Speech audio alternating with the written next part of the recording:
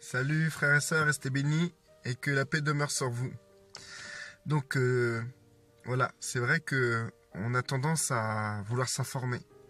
C'est pas une mauvaise chose de s'informer, c'est une bonne chose. Mais le problème c'est que aujourd'hui on s'informe d'une manière qui nous fait du mal. On se fait plus de mal que de bien. On s'informe pour se remplir le cerveau d'informations qui peuvent être erronées, qui ne nous concernent pas, qui ne sont pas utiles pour notre construction personnelle, qui sont une perte de temps, ou des informations où vous ne pouvez rien faire. Donc du coup, ça fait beaucoup de choses pour nous-mêmes, qui avons besoin de beaucoup de concentration chaque jour pour que nous puissions marcher proprement avec notre Seigneur à travers le Saint-Esprit. Donc, beaucoup d'informations nous conduisent à la détresse aussi. Donc du coup, on apprend beaucoup de choses sur des choses qui se passent, des choses assez dramatiques, des choses assez graves. J'en ai parlé dans une vidéo, je vous invite à aller les regarder. Et du coup, on crée en nous aussi des sentiments, des émotions qui n'ont pas lieu d'être, et que c'était pas dans le plan du Père de nous donner ce genre d'émotions, ce genre de sentiments. Aujourd'hui, le fait qu'il y a la technologie, qui est Internet, ben en fait, on a accès facile à des données, à des informations. Avec les réseaux sociaux, ben en fait, ça prend de l'ampleur parce que ça nourrit notre curiosité, parce que l'homme est curieux, l'individu est curieux. On est curieux. C'est pas quelque chose de négatif d'être curieux, mais de la manière dont on utilise notre curiosité, c'est totalement négatif. Par exemple, je vais prendre l'exemple banal, comme je publie la vidéo sur Facebook et sur YouTube. Par exemple, quand vous allez sur Facebook et que vous faites défiler le mur d'actualité, c'est pourquoi? Qu'est-ce que vous voulez? Qu'est-ce que vous recherchez au fond? Vous recherchez peut-être des bonnes choses qui peuvent vous faire sourire, qui peuvent vous faire plaisir, voir des gens que vous connaissez se montrer en photo, vous réjouir avec eux, etc. Sûrement vous cherchez des bonnes choses. Mais entre ces bonnes choses, combien de fausses informations, combien d'informations qui sont totalement inutiles, et aussi combien d'informations qui vous donnent une connaissance que vous pouvez rien faire, combien vous pouvez en accumuler de ces choses entre deux trucs que vous recherchez réellement. Aujourd'hui, on a eu affaire à plusieurs situations. Combien de fois on a eu des gens qui croyaient en la fin du monde? C'est vrai, non? Des gens qui vont vous sortir des théories en se servant de la Bible ou d'autres trucs, et qui vont vous prouver par A plus B que ça va être la fin du monde, ou bien que Christ va arriver, ou bien que nous allons être enlevés. Combien de fois on a eu ce genre d'informations qui nous ont perturbés? Enfin, moi, ça m'a pas perturbé, du coup, je croyais vraiment pas à ces choses-là. Mais combien de personnes ont cru en ça? Combien de personnes ont pu se stresser pour des choses qui sont totalement... du style, tu vas sur Facebook pour te renseigner, pour voir des trucs, et d'un coup tu vois des têtes se faire couper, ou bien tu vois que à tel endroit il se passe tel truc ou tel truc. Combien de personnes au lieu de se détendre en allant sur Facebook, se retrouvent stressés? Et si ils ne ressentent pas qu'ils sont stressés, c'est intérieurement. Ils font un déni de stress, les gens. Alors pourquoi je parle de ça? Je suis pas là pour décrire Facebook ou YouTube ou quoi que ce soit, ou vous dire ce qu'il faut regarder ou pas. Mais je tiens à vous dire que avant de vous inquiéter de ce qui se passe à l'extérieur de votre propre vie, de votre propre personne, il faut que vous puissiez trouver un équilibre. Et cet équilibre, en fait, pour trouver cet équilibre, il ne faut pas emmagasiner autant d'infos.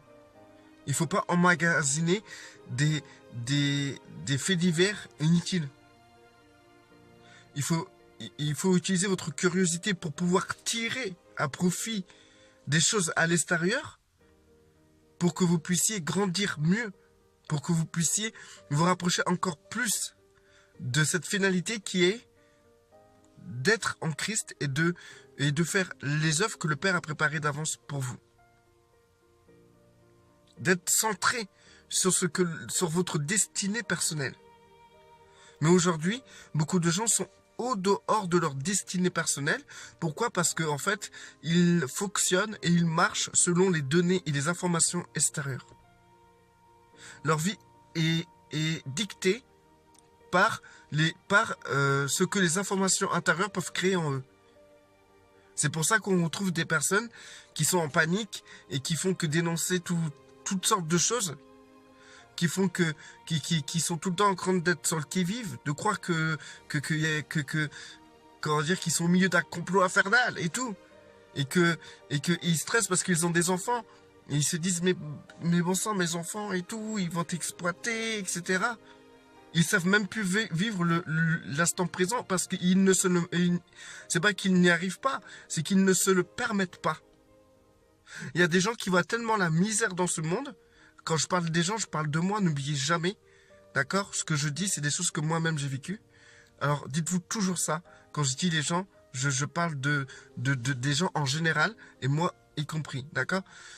Donc, alors, il faut que j'arrive à plus dire les gens, mais à dire on. D'accord? Alors, on voit tellement de choses, tellement on voit la misère du monde, tellement tellement on veut être dans la compassion, on se permet plus d'être heureux. On se permet plus de bénéficier des choses que Dieu peut nous donner, des bénédictions qui peuvent tomber sur nous.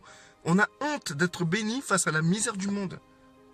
On a honte de manger correctement face aux informations qu'on a pu accumuler en regardant Facebook. Et il y a eu des publications où il y a des enfants qui crèvent de faim. Après, toi, tu vas manger, tu as honte de manger. Mais est-ce que ces informations-là étaient utiles dans ta vie? Est-ce qu'elles étaient utiles pour toi aujourd'hui, pour que tu puisses rentrer dans le plan de Dieu? Est-ce que avoir honte de recevoir une bénédiction ou de manger à cause de la misère du monde ou des enfants qui ont faim, est-ce que cette honte que tu as, qui a été créée par ta curiosité d'aller sur Facebook ou sur des réseaux sociaux ou sur les informations ou sur n'importe quel endroit sur Internet, est-ce que cela, c'est le plan de Dieu pour toi aujourd'hui, pour que tu ne manges pas ou que tu aies honte de manger? Est-ce que c'est le plan de Dieu de te stresser par des événements et des situations qui sont loin de toi et qui ne te concernent pas? Est-ce que c'est le plan de Dieu d'avoir peur pour tes enfants parce que tu as appris qu'il se passe telle ou telle chose? Est-ce que c'est le plan de Dieu pour toi?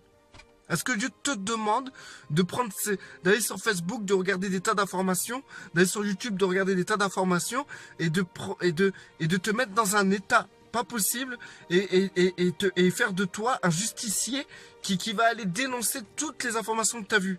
Est-ce que c'est le plan que Dieu a eu pour toi? C'est ça qu'il faut te demander. Ok, c'est juste, c'est propre de dénoncer. Combien de personnes m'ont compris? Ouais, il faut dénoncer, il faut dénoncer. Ok, ça marche. Mais est-ce que Dieu t'a demandé de dénoncer telle ou telle chose? Qu'est-ce que le Seigneur t'a demandé? Les gens, les personnes ont tendance à dire, oui, mais c'est écrit dans la Bible, il faut faire. Mais qu'est-ce que le Saint-Esprit t'a dit de faire? Parce que dans la Bible, il écrit beaucoup de choses aussi, hein, que tu ne fais pas. Si tu prends quelques parties de la Bible pour les mettre en pratique, parce que c'est dans ta possibilité de le faire, dans ces cas-là, n'oublie pas qu'il y a aussi des millions de trucs dans la Bible que tu ne mets pas en pratique. Maintenant, ce que le Saint-Esprit vous amène à faire, c'est déjà de mettre en pratique ce que lui vous donne au jour au jour. Et c'est ça qui compte. Ce qui compte, c'est pas de mettre toute la Bible en pratique. Tu es incapable de mettre toute la Bible en pratique d'ailleurs. Mais ce qui compte, c'est ce que le Saint-Esprit te demande de mettre en pratique aujourd'hui. Et est-ce qu'aujourd'hui, tu as demandé de t'inquiéter pour telle ou telle chose? Non. Mais pourtant, tu vas t'inquiéter pour telle ou telle chose. Pour quelle raison tu vas t'inquiéter? Pourquoi? Parce que monsieur et madame a décidé d'aller sur Facebook, d'aller sur YouTube, de se renseigner et de voir des choses que Dieu n'avait pas prévu dans son plan pour toi. Aujourd'hui, il faut voir la vérité. Nous, les enfants de Dieu, nous sommes encore plus stressés que les gens du monde. On va dire, mais c'est normal, nous on voit clair. Mais pourtant, frères et sœurs, c'est qui a la solution à la misère du monde? C'est bien nous. C'est qui a la capacité d'amener les gens à aller à transcender leur vie d'une manière éternelle? Ben, c'est nous. C'est qui a la capacité de ramener les personnes auprès d'un sauveur qui fera en sorte que ces personnes ne soient pas jugées, qu'ils ne passeront point au jugement et qu'ils soient sauvés d'une manière éternelle. Ben, c'est nous. C'est nous qui avons la solution. Mais le problème, c'est que on veut tellement changer le monde ou les circonstances, à cause des informations, de la surinformation qu'on met dans notre tête, qu'on en oublie vraiment le plan présent d'aujourd'hui que Dieu nous donne à chacun d'entre nous. Dieu veut pas que tu changes le monde, mais il veut plutôt que tu fasses ce que tu dois faire aujourd'hui. Et c'est certainement pas défendre tes opinions et tes idées qui ont été créées à travers toutes ces images et toutes ces infos que tu as pu voir en fouinant dans les réseaux sociaux ou sur Internet ou en regardant la télévision. Vous savez, si vous comprenez que individuellement, tout se passe là où vous êtes, et que tout ce qui est autour de vous n'est pas votre problème, vous commencerez mieux, vous arriverez mieux à vous concentrer sur vos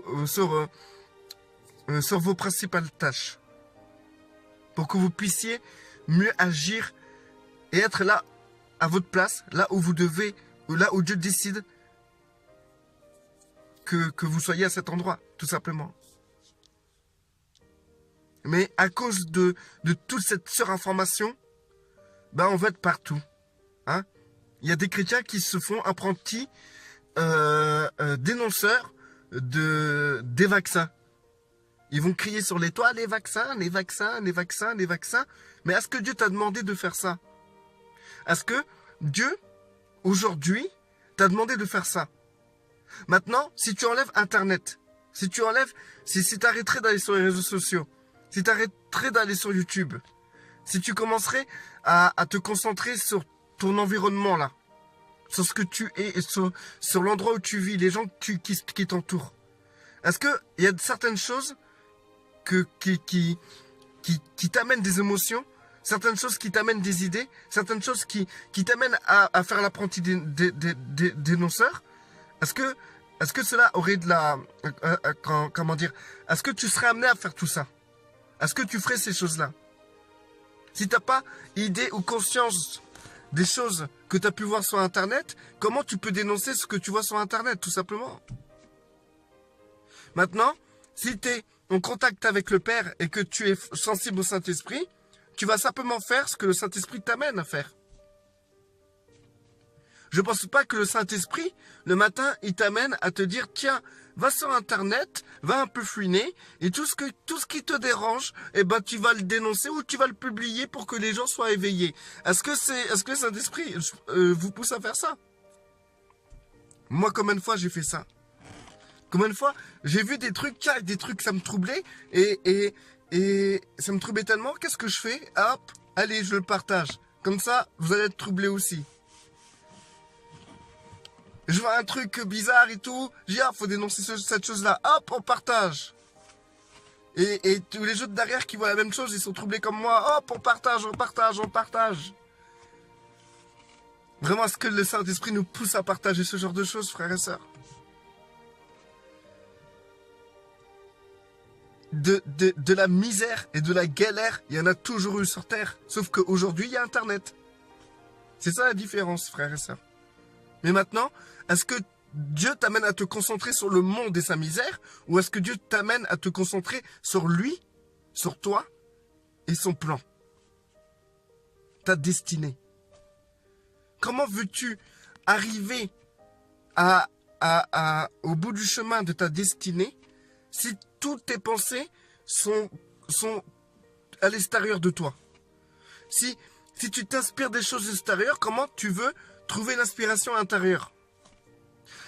Ne crois absolument pas qu'en ayant une surinformation, toutes ces informations, toutes ces enquêtes que tu fais sur Internet, tout ce que tu vas chercher sur Internet, c'est quelque chose d'extérieur, frère. C'est pas le Saint-Esprit. Le Saint-Esprit n'est pas Google. Hein. Aujourd'hui, quand quelqu'un a besoin de quelque chose, au lieu de consulter le Saint-Esprit, il va sur Google. Ça se passe comme ça. Mais maintenant, est-ce que tout ce qu'on recherche sur Internet, est-ce que cela peut nous aider à marcher dans notre destinée? Si vous me dites 8, dans ces cas-là, Christ n'avait pas besoin d'envoyer le Saint-Esprit. Il aurait juste fait en sorte que Internet soit. Mais non, il a envoyé le Saint-Esprit. Et avant qu'il y ait Internet, les gens rentraient dans leur destinée. Mais ils n'avaient pas besoin de toutes ces informations, cette surdose d'informations. Et d'ailleurs, aujourd'hui, si les gens sont aussi stressés, c'est à cause de ça. Parce qu'aujourd'hui, avant, les gens, ils s'inquiétaient pourquoi? Ils s'inquiétaient juste pour leur environnement, les choses qui étaient à leur portée. Mais aujourd'hui, on s'inquiète des choses qui sont hors de notre portée. Et c'est ça le problème, frères et sœurs. On a nos pensées qui vont partout. Donc, maintenant, si tu veux arriver à rentrer dans ta destinée, à accomplir ta destinée, chose qui est totalement possible et réelle, ta destinée, c'est pas dans 10 ans, c'est maintenant. Même quand tu m'écoutes, c'est là que tu es dans ta destinée. Quand tu vas faire la vaisselle, c'est là que tu es dans ta destinée. Aujourd'hui, là, j'ai pas parce que tu m'écoutes, tu es dans ta destinée. Non, c'est au moment, parce que là, tu es en train de regarder ma vidéo, tu m'écoutes. C'est le moment présent, là où tu m'écoutes, c'est ta destinée. Ta destinée, elle est là. Mais pour l'accomplir et la nourrir, il faut chercher à l'intérieur de vous, pas à l'extérieur. Il faut aller puiser les informations à l'intérieur, pas à l'extérieur. Il faut quand vous devez vous manifester, il faut que cette manifestation sorte de l'intérieur et non par rapport à des données extérieures. Maintenant, vous pouvez utiliser des données extérieures simplement pour que simplement si ces données correspondent au plan que Dieu a pour vous. Et ces données peuvent vous conduire à mieux aller rechercher à l'intérieur. Il faut que, en fait, si vous voulez, tout ce que vous faites doit avoir pour but et projet final Christ et Christ crucifié. Votre marche avec Christ. Ou sinon, toute autre donnée qui n'est pas... qui vous amène des émotions négatives, de peur, d'angoisse, etc. C'est pas le plan de Dieu, c'est pas ce que Dieu veut pour vous. Maintenant, il arrivera aux autres ce qu'il arrivera aux autres, il arrivera à vous ce qui doit arriver à vous. Il ne faut pas prendre les cas des autres pour une généralité. La destinée des autres n'est pas la vôtre. Donc il ne faut pas croire parce qu'il se passe telle chose là-bas que ça va vous arriver. Il ne faut pas croire qu'un enfant s'est fait violer par un curé, que tous les curés violent les enfants, ou que si vous mettez si votre enfant va dans une église catholique, va se faire violer. Il faut pas généraliser les choses. Et si il vous arrive un truc, si vous arrive un délire, faites-moi confiance, vous serez seul dans votre délire. Ne croyez pas que le monde entier aura compassion de vous. Donc, c'est pour ça qu'il faut vous centrer sur vous. Vous centrer sur vous, c'est à la fois réussir à arrêter de tirer toutes les ficelles partout où vous pouvez les tirer, mais de tirer la principale ficelle qui est à l'intérieur de vous, le Saint-Esprit. Il faut vous poser, il faut vous calmer, il faut arrêter d'aller dans tous les sens émotionnels, dans tous les sens intellectuels, dans tous les sens psychiques. Il faut aller dans un seul sens, celui du Saint-Esprit. Et maintenant, quand vous avez un rapport avec l'extérieur, il faut filtrer ces rapports d'une manière très importante. Parce que aujourd'hui, il y a tellement de données, tellement d'informations, tellement de choses. Il y a Internet, ça suffit Internet déjà. Il y a tellement de choses qui se passent aujourd'hui. Ça va tellement vite qu'il faut avoir un filtre assez puissant pour ne pas perdre de temps avec des émotions futiles, avec du stress, de la peur futile, avec des réflexions futiles, et surtout en vous égarant dans votre destinée, en empruntant une autre destinée qui a été formée à travers toutes les informations que vous avez pu prendre à l'extérieur. Parce que votre destinée, vous pourrez que la voir par l'intérieur, grâce au Saint-Esprit, et non par rapport à tout ce qui est à l'extérieur. Donc du coup, il faut vraiment filtrer toute chose.